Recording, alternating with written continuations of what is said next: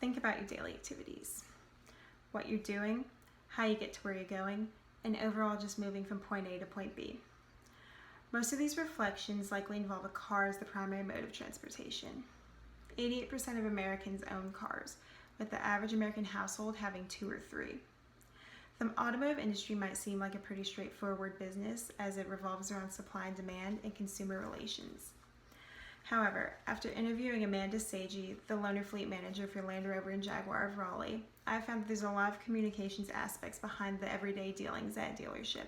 It's a lot more than just swiping a credit card and driving a car off of the lot. Amanda has worked for this company for 3 years now and has recently received the promotion of loaner fleet manager. However, she is on track to receive another promotion to service manager by the end of the year. Being that I'm in the field of communication studies, it interests me to hear about the everyday dealings and customer service interactions behind what goes on at a dealership. Being a manager, even at the dealership level, is a pretty daunting task as you have to deal with consumer relations as well as other employee interactions. With that being said, with such a large company, there's room for growth in your field, and interacting with people on a daily basis and helping others have a meaningful experience are all very important in this dealership. Essentially, what Amanda does with her job is setting customers up for service appointments and allowing them to loan out a loaner car when their car is being serviced, as well as just everyday customer service relations activities. What deters many people from working for large companies, or a thought that can be daunting in such a large workplace, is the fact that you won't be able to climb that corporate ladder. That can become very stagnating for a lot of individuals. When working for a company with such a wide reach and many employees, it would seem like climbing that ladder would be very difficult. However, Amanda said that since their dealership hires from within, it's very easy to climb that ladder.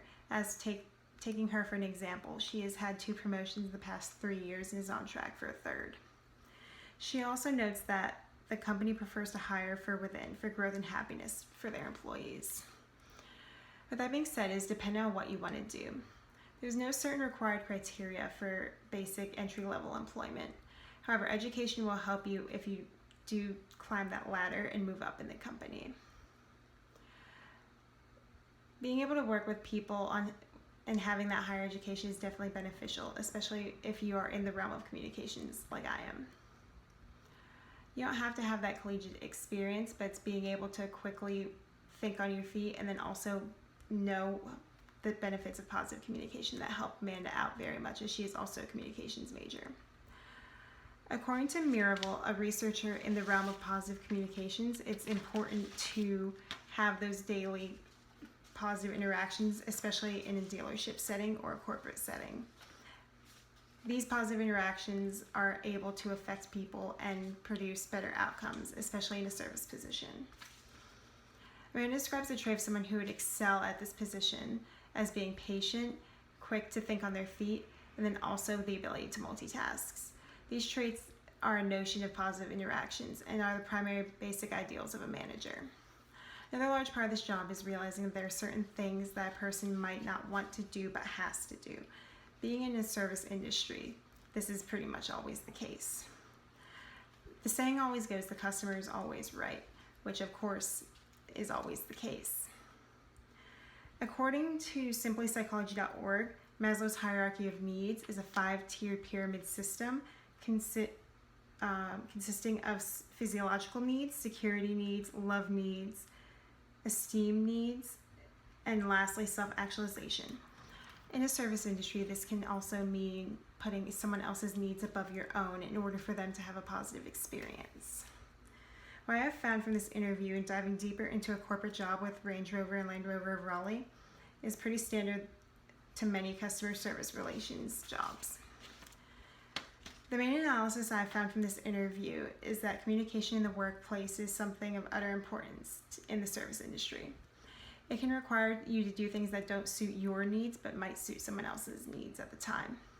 The amount of communication skills a person needs to have to succeed, and that thankfully with Range Rover there is opportunity to climb that ladder and move upward in the company.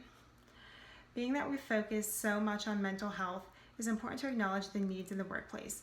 Amanda has come to utilize and realize that if she could start over, she would. not because she dislikes her job, but because she would rather work with people her own age and be in a line of work that is more beneficial to her social life and happiness. As to how this all relates to me, I don't know what I want to do when I grow up or when I graduate.